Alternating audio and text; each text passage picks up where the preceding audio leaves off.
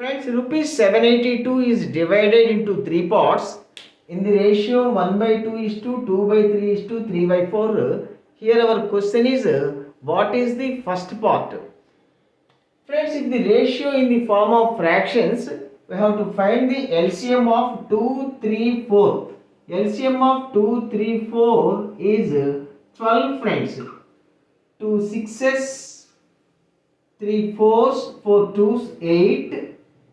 4 threes, 3 threes, 9. So friends, now the required ratio is 6 is to 8 is to 9. We have to divide 782 in the ratio 6 is to 8 is to 9. How? Rupees 782 by 6 plus 8, 14, 14 plus 9, 23. That is 782 is divided into 23 parts.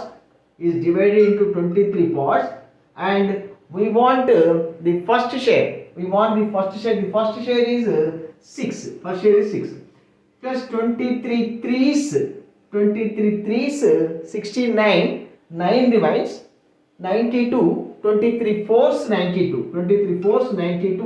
So 34 into 6. 34 into 6. 204 friends. 204 is the first part. Thank you.